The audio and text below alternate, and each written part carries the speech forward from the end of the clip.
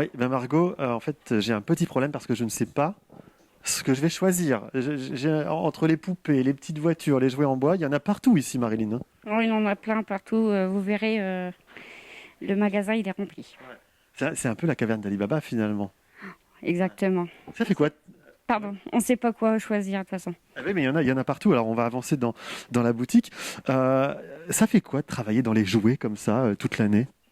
Bah, c'est un plaisir de refaire des jouets. On leur redonne une seconde vie. Oui, parce que c'est ça qu'il faut expliquer, c'est que tous les jouets qu'on a là dans cette boutique, ce ne sont que des jouets d'occasion. Oui, c'est qu'on récupère soit en particulier ou soit en déchetterie. C'est en don. Voilà, c'est du don. C'est-à-dire que moi, si j'ai des jouets chez moi ou si vous avez des jouets chez vous, on peut venir ici, on vous les dépose et vous les réparez. Exactement ça. On les répare, bah, on les récupère. Après, on les vérifie, on les répare. Si on les nettoie avec du produit bio qu'on fait nous-mêmes, qu'on va vous expliquer tout à l'heure. Et après, on vérifie s'il manque des pièces ou pas. S'il manque vraiment des pièces, puis si on a plusieurs jouets de société du même jeu, on va transférer pour faire un jeu complet. Si vraiment on n'a pas la pièce exacte, Bertrand qui va vous faire montrer la machine 3D, on peut refaire des pièces en machine 3D. Ce qui fait qu'en fait, quand on vient chercher les jouets ici, en fait, ils sont complets finalement. Alors, ils sont d'occasion, ils sont moins chers et ils sont complets. Oui, voilà, c'est ça. Ça, c'est génial. Alors, j'ai vu un petit truc juste derrière. Je suis obligé de le montrer, hein, parce que évidemment, Disney et moi, c'est une grande histoire d'amour. J'ai trouvé mon cadeau, Margot, pour Noël. Vous pouvez venir ici à Guise, l'acheter. Franchement, 3 euros, c'est donné, hein. C'est donné. Oui, c'est vraiment donné, oui. Quand on sait que dans la vraie boutique, ça vaut au moins 5 fois le prix. Hop, je le remets là, regardez, je le repositionne. Parfait. Alors, vous avez un suivi précis de tout ce qui arrive ici, ou plutôt en termes de kilos. On parle en kilos ici, Kilo, en oui. tonnes même. Oh, ça peut arriver, oui. Parce que tout ce qui arrive ici, vous le pesez? Oui, on les pèse, on reçoit dans la boutique. On prend la balance qu'on a là. On a juste devant nous, alors je ne montrerai pas dessus, hein, parce qu'on l'a fait hors caméra et j'ai pas envie de le refaire. Et puis, dès que les jouets ils arrivent, ben, on pèse, on note sur un cahier la date que les personnes ou qu'on a été chercher en déchetterie. On marque on marque particulier ou déchetterie. Et après, on marque le poids. Ce qui fait qu'au moins, il y a un vrai suivi. Très rapidement, il nous reste quelques secondes. On peut venir ici tous les jours, matin, soir, ça se passe comment? Tous les jours, du lundi au vendredi, de 8h30 à midi et 13h30 à 17h, sauf le mercredi et le vendredi, c'est jusqu'à 16h30. Eh, elle a appris par cœur son texte.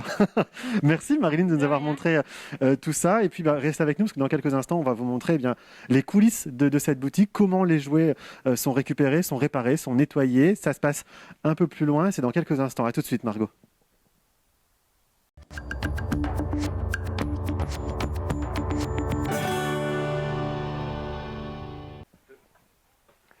Oui, alors Margot, tout à l'heure, nous étions dans le magasin, mais là, on est dans la caverne d'Ali Baba. C'est là que tous les jouets qui sont récupérés arrivent pour être réparés. C'est ça? Qu'est-ce qui se passe ici? C'est ça. Alors ici, vous avez le tas de tout ce qu'on a récupéré en déchetterie ou via les dons de particuliers. Donc c'est vraiment la matière première qu'on a pour vraiment pouvoir travailler sur le jouet. Donc la personne va choisir un jouet dans le tas dans lequel elle va commencer à regarder toutes les pièces manquantes, l'état du jouet, donc s'il y a de la casse, s'il faut nettoyer, si tout ce qu'on a récupéré. Et ensuite, il y a un travail au niveau d'Internet. Parce que forcément, un jouet, quand on le voit par exemple ici sur la maison, on ne sait pas s'il manque une chaise, une table. On ne connaît pas tous les jouets. On peut savoir quelle pièce manque et quelle pièce on a besoin pour compléter le jouet. On retombe un peu en enfance quand on fait ça? Oui, oui. J'imagine, mais ça a l'air de vous plaire, hein? Ouais, ça me plaît. Non, mais c'est hyper minutieux. Enfin, là, on le voit nettoyer avec la brosse à dents, c'est hyper minutieux. Là, vous pouvez voir que sur la maison, il y a énormément de pièces et de petites pièces qu'il faut nettoyer et des fois réparer. On verra par la suite s'il y a besoin au niveau de la 3D. Et une fois que le jouet est complété, nettoyé, il y a un travail au niveau de la recherche du prix. Forcément, nous, nos prix, c'est des prix très solidaires. Donc par rapport au neuf, on est 4 fois moins cher. Ah oui, quand même. Voilà. Ouais, donc ça vaut le coup quand on voit tout le travail qu'il y a derrière. 4 fois moins cher, c'est quand même pas grand-chose. Ça, c'est super abordable pour tout le monde. Alors, il paraît que tous les produits que vous utilisez sont faits ici. Sont faits maison et sont biologiques. Donc, et ça se passe juste derrière nous, là-bas, ici, là, plutôt devant nous. Vous avez Sylvain qui est en train de préparer une solution pour nettoyer les jouets. Bonjour Sylvain. Donc tout est bio. On utilise principalement vinaigre blanc, savon noir, feuilles de lierre qu'on va chercher juste en face du bâtiment, D'accord. qui est sur le rempart de Guise. Et donc, on utilise ça pour nettoyer les jouets. Comme quoi, on peut le faire à la maison. Ouais, exactement. Et on a les recettes, donc vous pouvez peut-être faire un petit plan dessus. Ah bah voilà, regardez Jérôme, on va montrer la recette pour la lessive aux lierres par exemple, le nettoyant multi-usage. Oh, c'est top. Hein. Et alors, vous nous parliez de l'impression 3D, parce que parfois il manque des pièces Oui. et on ne peut pas les récupérer, donc vous les refaites vous-même.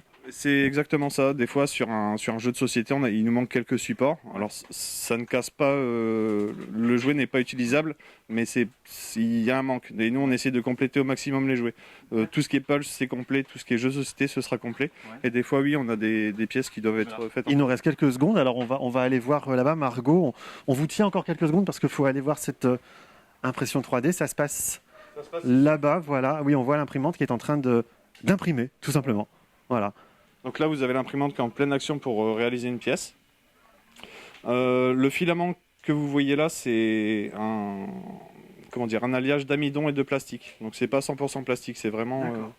Bon, alors ce qu'on va faire, c'est qu'on va laisser cette imprimante fonctionner et puis on se retrouve dans quelques instants. Margot, merci beaucoup Bertrand d'avoir expliqué tout ça. Et on se retrouve dans quelques instants, on va parler formation maintenant Margot.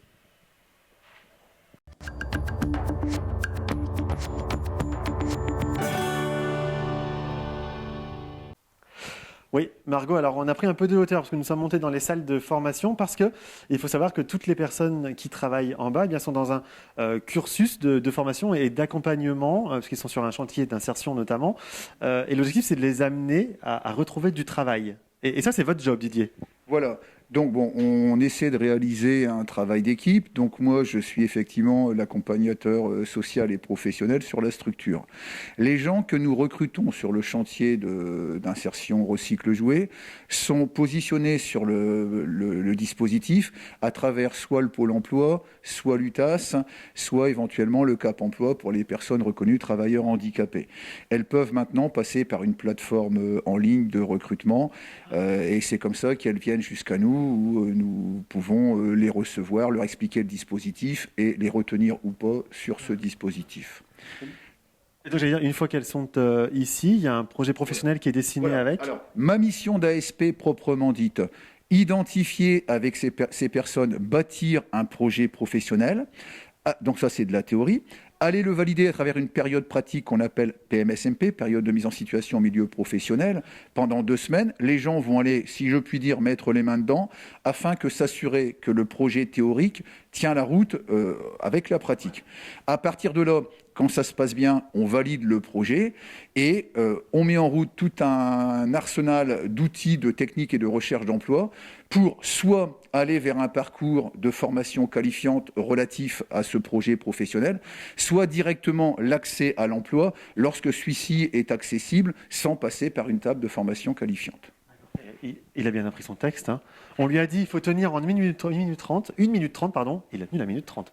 Bravo, Didier. En plus, tu peux pas emmêler les pinceaux et tout, c'est trop bien. Pas emmêler les pinceaux. Cathy, alors je m'adresse à vous parce que vous êtes plus l'aspect formation. Oui, et elle voulait absolument intervenir. Il paraît qu'elle est frustrée. Elle passe pas souvent à la télé. Donc voilà. C'est votre baptême, Cathy. Donc on va prendre un peu notre sérieux parce que donc, toutes les personnes qui sont ici suivent une formation qui s'appelle Cléa. C'est ça. Voilà, c'est quoi ? Alors, c'est vraiment une formation qui est axée sur le projet professionnel. Ça les prépare aussi à la vie professionnelle. Donc, on travaille des domaines. Ces domaines, ça va être les bases en mathématiques, en français, la communication en français, l'informatique. Et puis, on a aussi tout ce qui est autonomie au travail, le travail en équipe. Et puis, bien sûr, la sécurité au travail, gestes et postures. Et puis, le projet pro qui sera donc travaillé avec Didier. Donc, pour eux, c'est vraiment important d'obtenir le CLEA.